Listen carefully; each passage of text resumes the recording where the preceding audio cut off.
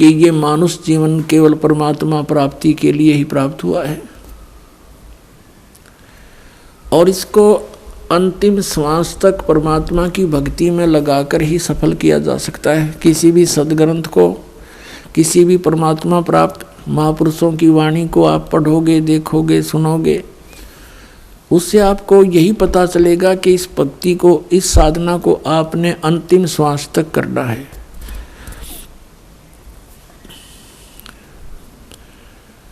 अब जैसे कल प्रसंग चल रहा है, ये 3 कंसेप्ट क्लियर हुए बिना हम परमात्मा प्राप्ति नहीं कर सकते। नंबर 1, परमात्मा पहचान के कौन है वो भगवान, और दूसरा ये है कि उसका कहाँ है प्रमाण, जिसको आप जी परमात्मा सिद्ध करने की चेष्टा कर रहे हैं, उसके प्रमाण कहाँ हैं। और तीसरा समाधान,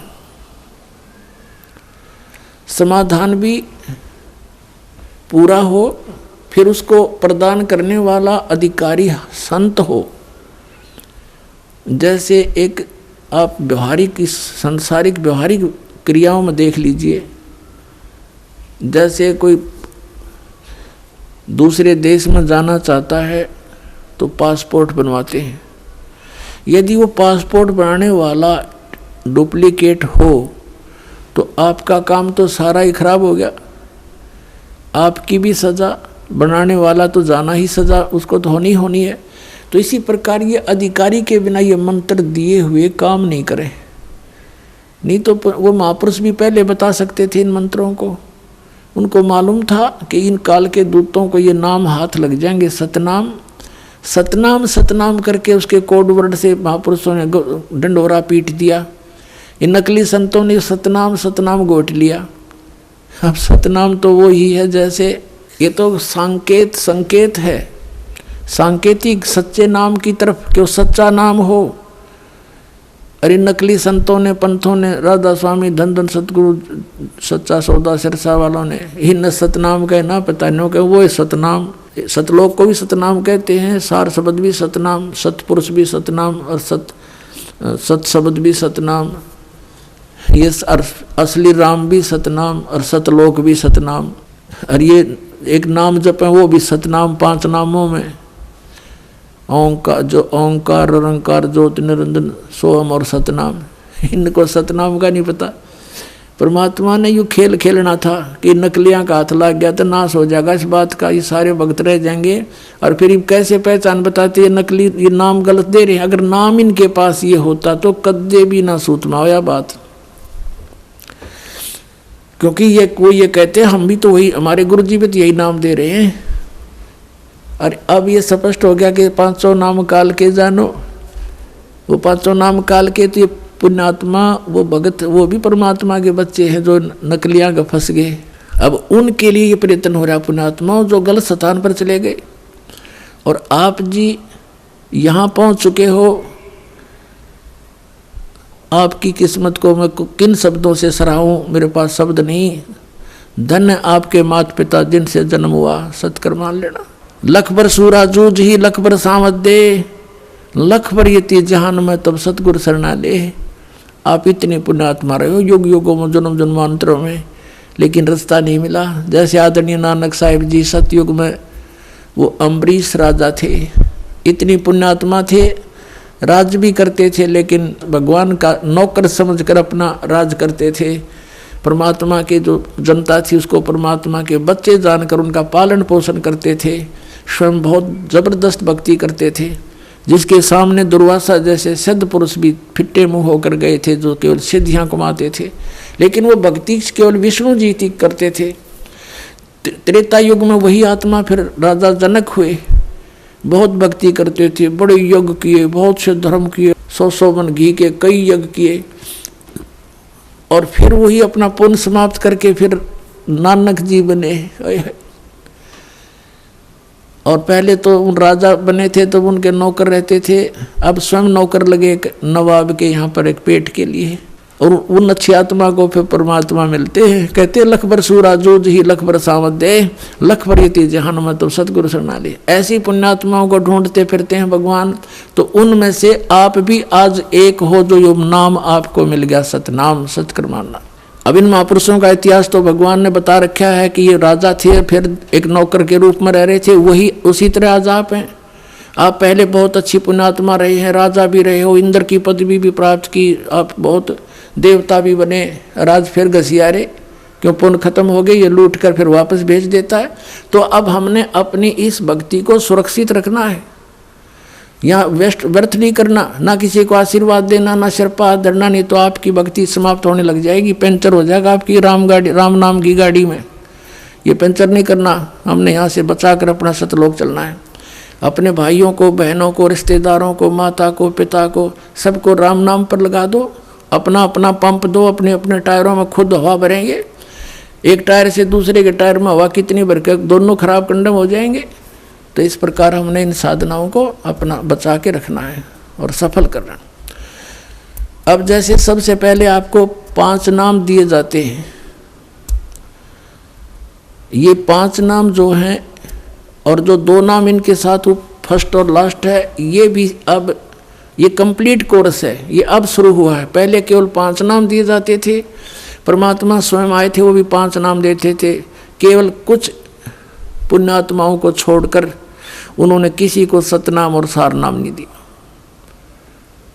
जो दृढ़ भगत थे कि उसको छुपा रखेंगे, जिक्र नहीं करेंगे, तो उन्हीं को दिया मालिक ने, ना सतनाम नहीं दिया, केवल 5 नाम देते थे। वो 5 नाम कौन से थे? ये निरंकार ओंकार, ये नहीं है सतनाम वगैरह, वो आपको प्राप्त है जिनको प्रथम मंत्र मिल गया। तो इसमें पहला और लास्ट वाला मंत्र जो है ये परम पिता का है। ये इसलिए दिया जाता है कि मान लीजिए इस मंत्र के लेने के बाद भी किसी की मृत्यु हो जाती है तो इस 7 मंत्रों के जाप करने वाले को तुरंत मानव शरीर प्राप्त हो जाएगा।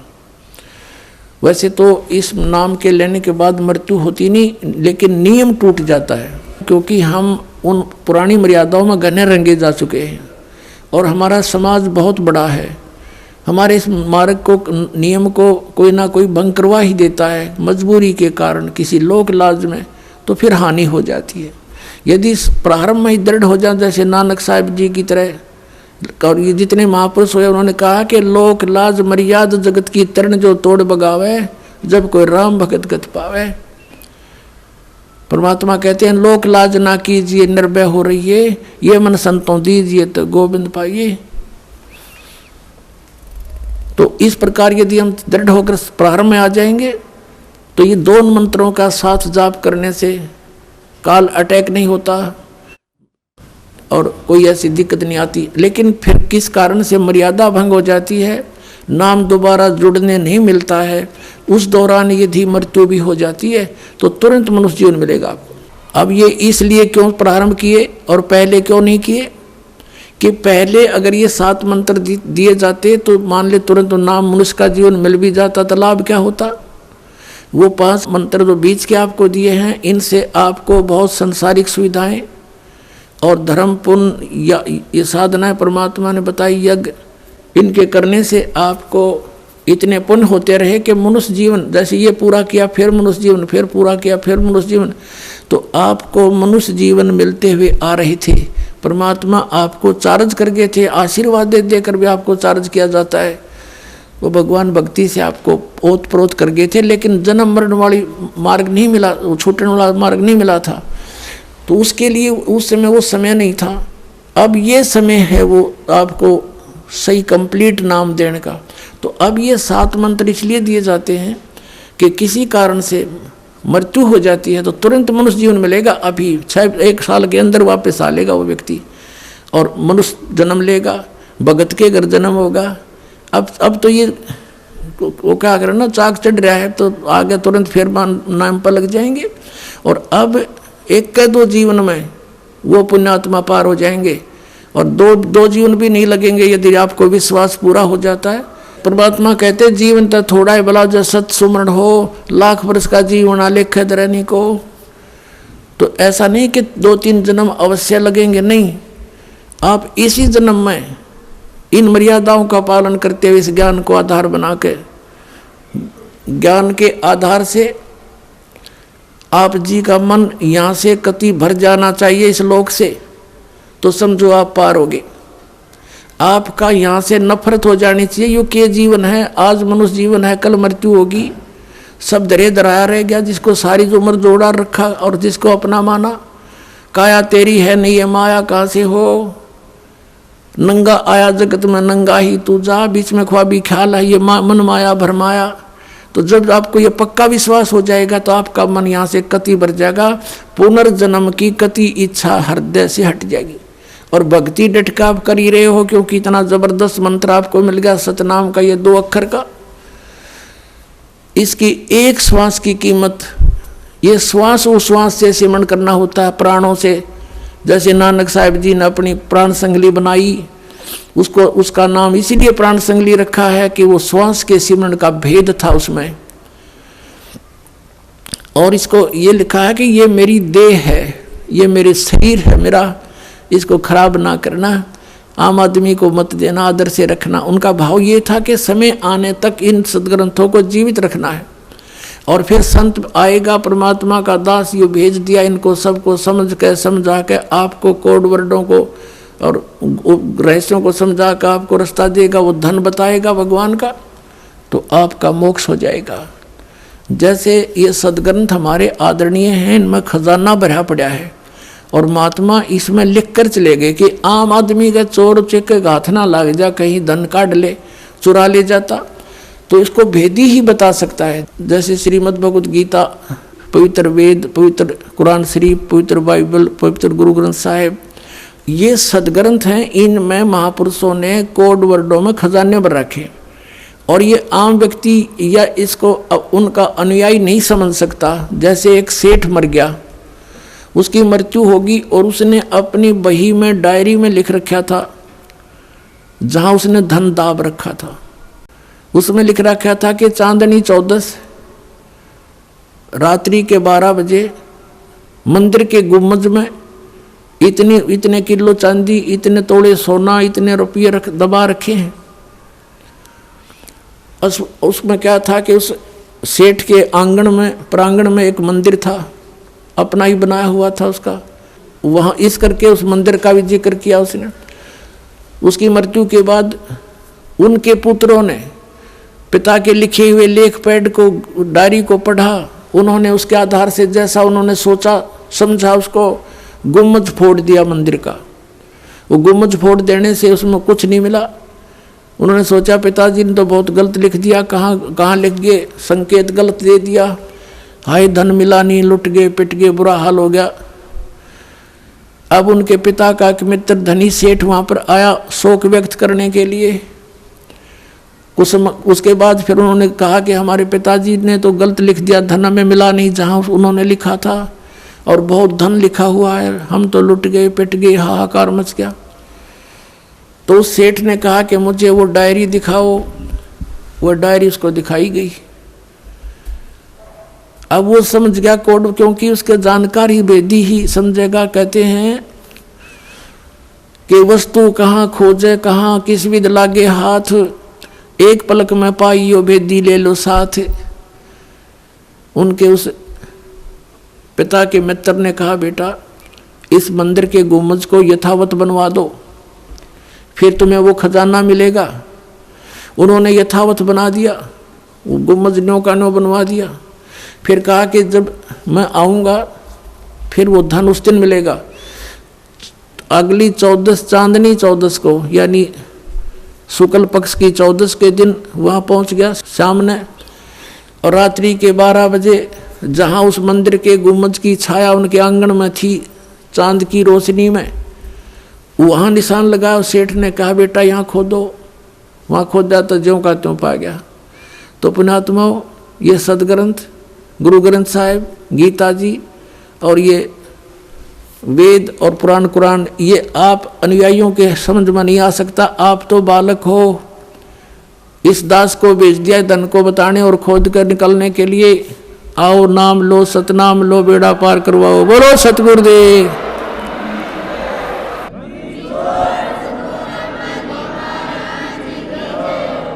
परम पिता परमात्मा पूर्ण ब्रह्म सर्व सृष्टि रचनहार कबीर परमेश्वर जी की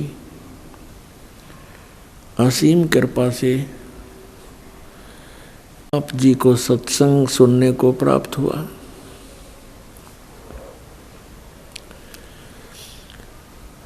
परमात्मा वो पूर्ण ब्रह्म सर्व सृष्टि रचनहार हम सभी आत्माओं के पिता हैं, वही हमारी माता है। तुमेव माता च पिता तुमेव बंधु च सखा तुमेव, ये वही परमेश्वर है जिसमें ये सब गुण विद्यमान है। हमारा सच्चा साथी हमारी माता और पिता यही है। इसी कारण से वो परमेश्वर हमारे लिए यहाँ इस काल के लोक में आता है और काल हमें अधिक से अधिक कष्ट दे रहा है परमात्मा को सताने के लिए, क्योंकि हम उनकी संतान हैं। किसी की संतान दुखी होती है तो माता पिता भी साथ दुखी हुआ करते हैं, वो साथ दुखी होते हैं माता पिता। इसी उद्देश्य से परमात्मा यहाँ आते हैं और हमें इस काल के इस सुनियोजित षड्यंत्र से परिचित कराते हैं। उसके लिए हमारे को तत्व ज्ञान प्रदान करते हैं, जिसको सूक्ष्म वेद बोलते हैं। फिर हमें याद दिलाते हैं कि जिन क्रियाओं को करते करते तुम प्राण त्याग जाते हो, जिस संपत्ति को संग्रह करते करते आप अपना पूरा जीवन न्यौछावर कर देते हो, वो आपके साथ नहीं जाता। तो आपके साथ जो जाए वस्तु वो कौन सी है? दिया लिया तेरे संग चलेगा, दरिया ढक्या रह जावेगा। कहें कबीर सुनो भाई साधो, करनी के फल पावेगा। के दिया लिया तेरे संग चलेगा, दरिया ढक्या रह जावेगा। लेना क्या है और देना क्या है? राम का नाम लेना है, सच्चे नाम का सतनाम का जाप करना है और देना दान है। तो ये दिया लिया तेरे संग चलेगा, दरिया ढक्या रह जावेगा, जो आप सारे जीवन में जो जोड़ जोड़ कर रखते हो ये यहीं रह जाएगा। इसके संग्रह करने में जो पाप आपने किए वो आपके साथ चले जाएंगे। ये धन नहीं जाता, ये संपत्ति नहीं जाती। पुण्यात्मा, परमात्मा की असीम रजा है आपके ऊपर। आपको मनुष्य जीवन प्राप्त हुआ इस समय में, ये वो समय है शायद बहुत ही युगों के बहुत ही जन्म जन्मांतरों के बाद आपको प्राप्त होता है। ये समय आपका मनुष्य जीवन, इस समय में सभी प्राणी पार होंगे जो इस सतनाम से जुड़ जाएंगे, इस दास से उपदेश लेकर मर्यादा में रहते हुए भक्ति करेंगे। और पार होकर के कहाँ जाएंगे? हम उस स्थान पर जाएंगे जहाँ कभी जन्म मृत्यु नहीं होती। अभी तक सतलोक सचखंड की महिमा बताने वाले ये नकली पंथ, राधा स्वामी पंथ, जय गुरुदेव पंथ, विनोद वाला ताराचंद पंथ और ये धन धन सतगुरु सच्चा सौदा सिरसा और जगमाल वाली पंथ, दिल्ली वाला या ठाकुर जी वाला पंथ और राजेंद्र सिंह यानी दर्शन जो कृपाल सिंह जी वाला पंथ, आगरा वाला पंथ, व्यास वाला पंथ राधा स्वामी से संबंधित जो है, ये सतलोक की महिमा सुनाते हैं और सतलोक जाने का भी ये दावा करते हैं, लेकिन इनको यही नहीं पता कि वो सतलोक है क्या चीज, वहाँ पर क्या व्यवस्था है और कौन सा वो साधन है जिससे हम सतलोक जा सकते हैं। इन सभी से ये अपरिचित हैं, लेकिन सुनी सुनाई बातों को परमात्मा कबीर जी की वाणी से, वाणी चुरा कर, ज्ञान चुरा कर ये पंसारी बन गए हल्दी की गांठ प्राप्त करके। ये 500 नाम काल के देते हैं, ओंकार, निरंकार, ज्योति निरंजन और सोहम और सतनाम। परमेश्वर कबीर जी की वाणी से करने नो दीदार महल में प्यारा है, उससे इन्होंने ये मंत्र निकाल लिए। और परमात्मा बहुत दयालु हैं, इन नकलियों को उलझाए रखने के लिए परमात्मा ने ये एक्स्ट्रा मंत्र और उस शब्द के अंदर उनका वर्णन कर दिया, जबकि वास्तविक मंत्र भी उनके अंदर है। अब ये उनके समझ में ना आई कि ये है वो मंत्र, जो 5 मंत्र हैं वो भी उस करने नो दीदार महल में प्यारा है, उसके अंदर है ये 500 मंत्र जो ये दास आपको देता है। लेकिन वो ना उठाकर इन 500 काल के सेलेक्ट कर लिए। काल तो ये चाहता है कि ये वो नाम जाप करें जिससे मेरे मुख में रह जाए, मेरे लोक में रह पार ना हो, और वो प्रत्यक्ष प्रमाण इनके इतिहास में है, राधा स्वामी के इतिहास में।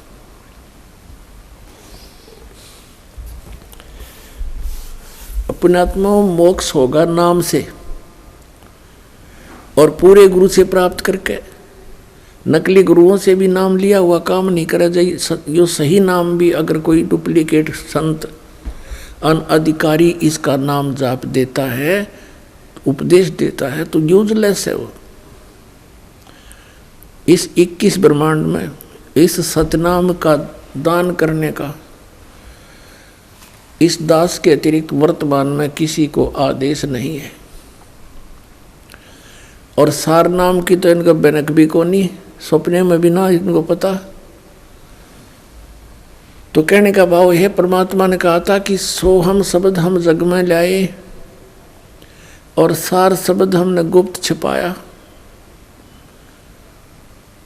नामा छिपा ओम तारी, पीछे सोहम भेद बिचारी, सार शब्द पाया जद लोई, आवागमन बहुड़ नहीं होई। आदरणीय नामदेव जी ये छिपी जाति के अंदर बड़े महान आत्मा हुए हैं। ये पहले ओम नाम का जाप करते थे। ओम नाम के जाप से और पूर्व संस्कारों से इन्होंने मृतक गऊ को भी जिंदा कर दिया था। पत्थर की मूर्ति, ठाकुर जी की मूर्ति को दूध पिला दिया था, लेकिन मोक्ष नहीं होना था। वो दयालु परमात्मा पूर्ण ब्रह्म सत्य पुरुष कबीर साहब उनको मिले, फिर उनको सोहम मंत्र का भेद बताया कि केवल ओम नाम से बात बने नहीं भगत। कहते नामा छिपा ओम तारी, पहले ओम की तारी माने लो लगा रहा था उसमें, और पीछे सोहम भेद विचारी। बाद में पता चला दूसरे मंत्र का। फिर कहते हैं सार शब्द पाया जद लोई, आवागमन भौर नहीं हुई। इसके बाद फिर सार नाम दिया जाता। अब आपको दिखाते हैं राधा स्वामी पंथ के वो मंत्र जो 500 काल के हैं। अपने आत्माओं दास के इस परोपकारी प्रयत्न को कृपया आलोचना ना समझे, एक महाउपकार समझे इस मानव जाति के ऊपर। जैसे सरकार ने एक बार वो डुप्लीकेट 500 के नोट, किसी व्यक्ति ने 500 के नोट डुप्लीकेट छाप कर दुनिया को ठग रहा था।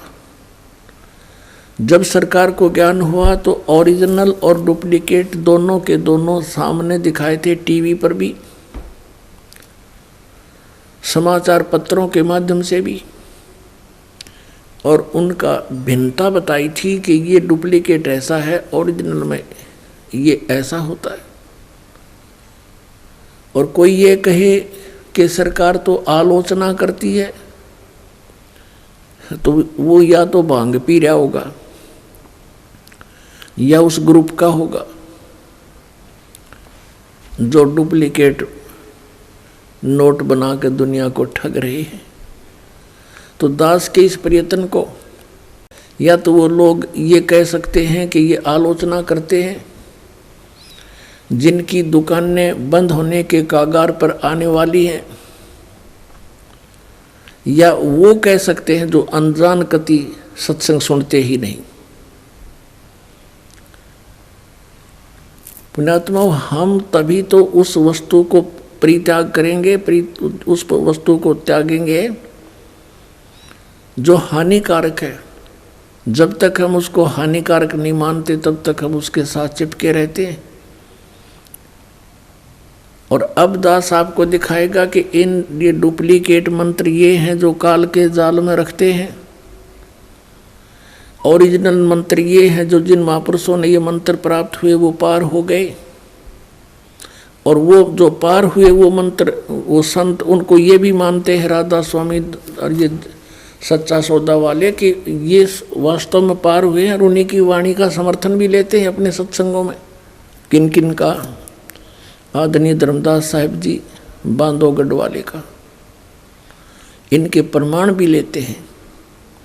आदरणीय मलुकदास साहिब जी, आदरणीय नानक साहिब जी सिख धर्म के प्रवर्तक माने जाते हैं।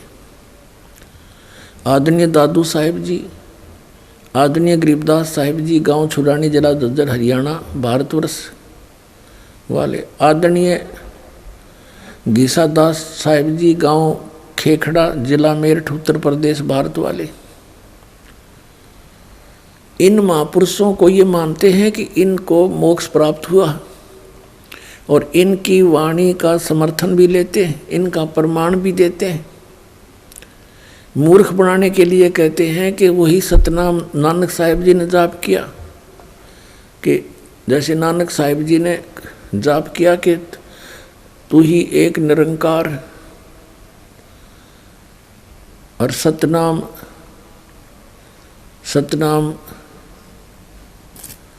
कहते ये जाप किया, सतनाम और एक तू ही निरंकार, ये उनका सतनाम था। और हमारा सतनाम कौन सा है? राधा स्वामी। इन्होंने हमारा सतनाम राधा स्वामी। और फिर सतनाम सतलोक है, सतपुरुष भी सतनाम है, सचखंड भी सतनाम है, सार शब्द भी सतनाम, और फिर ये 500 नाम काल के जाप करते हैं।